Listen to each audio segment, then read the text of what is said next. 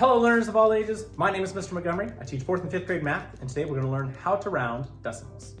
Now, rounding again is a good way to simplify and get a close number that's around, so it makes it easier to add or subtract or estimate.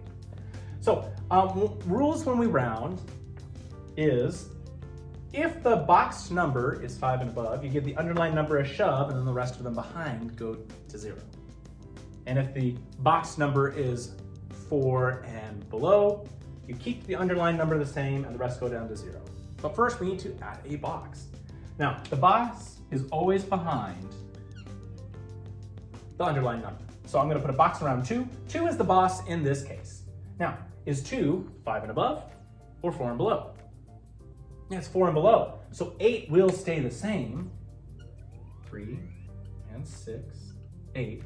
And you could put 2 down to 0, but since it's a decimal and it ends in a 0, it will not change the value. You also could write it 3 and 68 hundredths. And these two numbers have the same value. They are equivalent.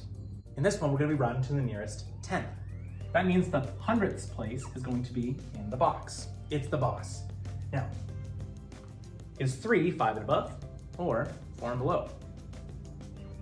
It's 4 and below. So that means 3 is going to stay the same. 7, the underlying number, is going to keep the same. And the rest go to 0. But you could also keep it as 3 and 7 tenths. Now, part of your homework is going to ask you to round to the nearest whole number, tenths, hundredths, and sometimes even thousandths. But the directions that we have, it says round each number to the nearest whole number, tenths, and hundredths. Well, I got to underline the numbers that I'm trying to round to. I wrote it out 3 times. That usually helps me figure out what I need to do with each step. So we have the nearest whole number. That's one place off to the left of the decimal point. Tenths, that's one place to the right of the decimal point. And hundredths is 2 places right to the decimal place. All right, so let's figure out whole number.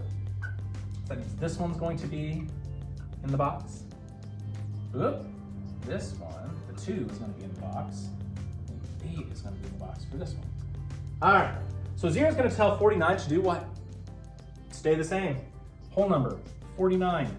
Done. 2 is going to tell the 0 to stay the same. 49 and 0 tenths, but you could also keep it at 49. And 8 is going to tell the 2 to what? Yeah, since 8 is 5 and above, it's going to give that 2 a shove. 4 is going to stay the same, 9 is going to stay the same, 0 is going to stay the same. But 2 is going to be pushed up to a 3. So 49 and 3 hundredths. All right, my 5th grade friends, if you take a look at page 23, our practice problems will be number 1, 6, and 8. Number 1, the directions say round to the nearest whole number, tenth, and hundredth for each one. Number 6's directions say, is the statement true? Select yes or no for each.